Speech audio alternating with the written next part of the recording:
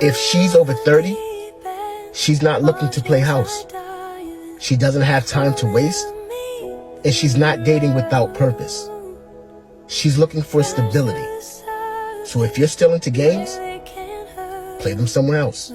Time and time again, I get messages from guys asking me how they can attract a girl who is out of their league. I don't really like that statement because, in my opinion, you decide your league. It's up to you. What you find is that by working on yourself, you're gonna attract the right people, the people who you actually want around you, girls included. The best dating advice for men in their 30s will be covered, because young people are often asking questions about issues they run into a roadblock on.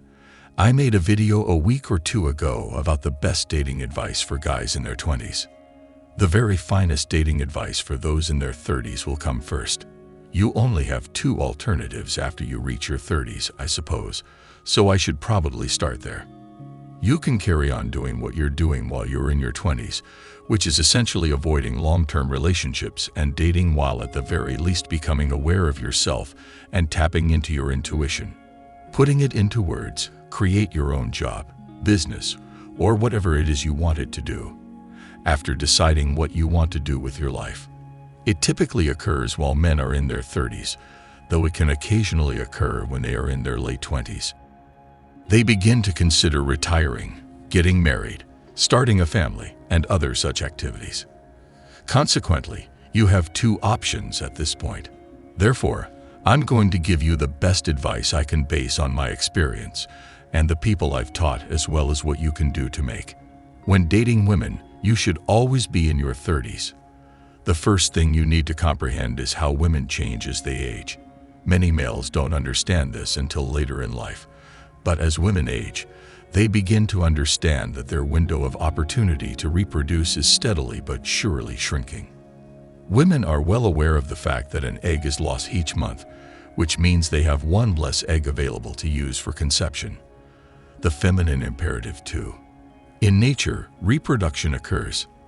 I've previously discussed newborn rabies, possibly in one or more videos, and it's a true condition. It occurs occasionally in women's 20s and late 20s for nearly all of them, practically exclusively. By the time they reach their 40s, they will have a deep yearning and unidentified desire to find a mate and procreate. There is nothing improper about that. Human biology is that. We are all naturally inclined to do that. But when that window tightens, women have less and less time to wonder, what the hell is this person doing on their on-ramp? That is a bad situation to be in. However, when that window begins to narrow for them, they are running out of time.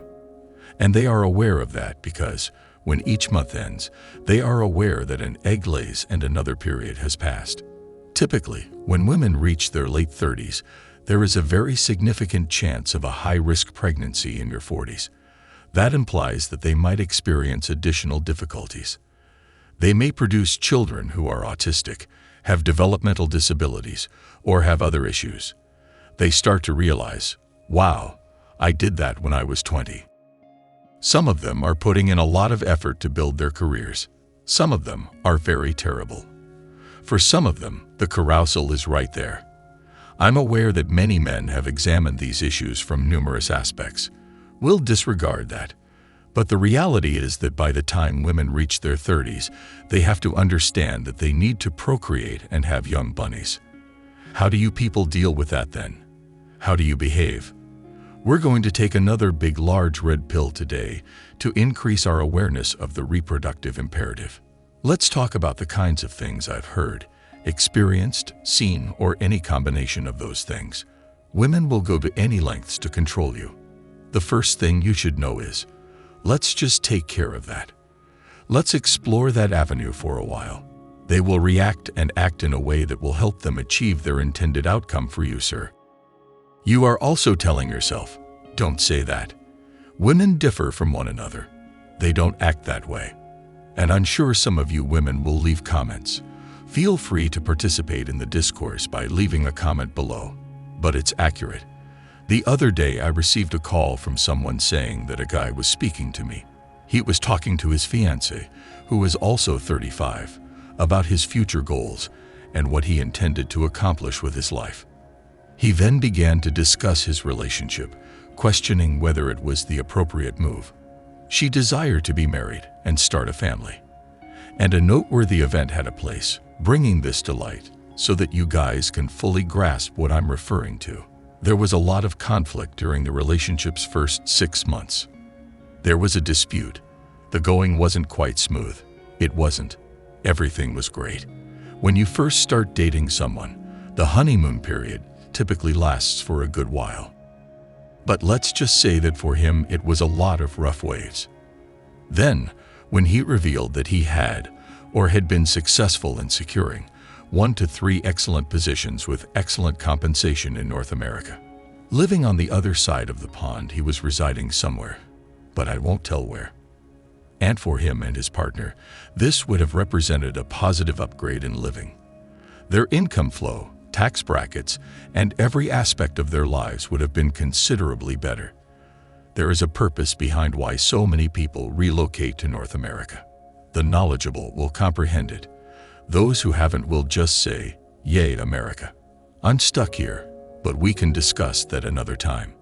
Therefore, as soon as the 6-month mark was reached when that chance became available to him, all of the bickering and turmoil stopped, and she began talking about wanting to settle down and have children. Think about that for a moment. I don't even have to go into the specifics of that. For a moment, I simply want those 6 months to hit home. The future all of a sudden looks fantastic. They have the chance to immigrate to North America and start over in a better nation. She desires to get married and start a family. Okay, the feminine imperative is that. In essence, that is the lesson. You now know everything there is to know about how women function. When they're in their 30s and want to lock down a guy, they're going to approach it from that perspective. Now, once they are moving, they can take a variety of various actions. They might alter their poor behavior, provide compromises, and make concessions. You might witness incredible, epic mountains falling into the sea. To lock down the man they're trying to secure, though, you might observe a change in conduct. Genocentrism hypergamy is women marrying up for financial stability and status. And of course, everything in our genocentric society, including family law and other matters, invariably benefits women. So it's a pretty wise move on their part. You simply need to be conscious of the red pill because that is their imperative and what they are attempting to achieve. They'll essentially tell you what you want to hear and do what you want to do to keep you under their control. Since we stopped having epic relationships after the wedding and instead only engaged in consensual intimacy, which is now something entirely different, a lot of males who have been married would tell you this when you speak to them. Other instances are women who will simply give in and make a man happy to secure the chance to get married, like I've heard stories about.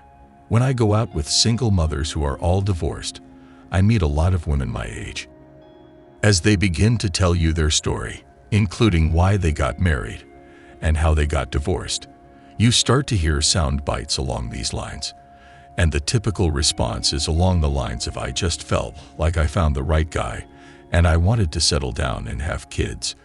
This isn't true of all of them, but on the balance of probabilities, if I were to take 10 women, 6 or 7 of them would probably repeat this.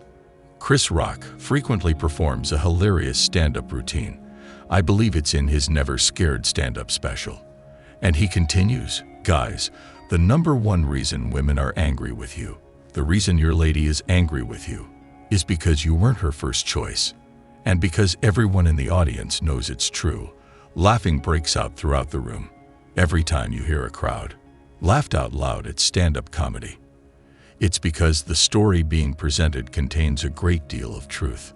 It is not made up, because there is a great deal of truth. That is why they are now making fun of it. You merely need to exercise caution. At this point in the game, you should have honed your intuition. You've probably had a lot of success.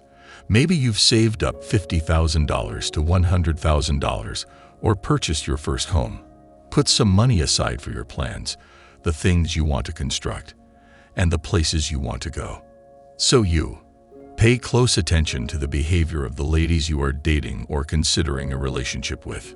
Keep a tight eye on what they do. Don't pay much heed to what they have to say.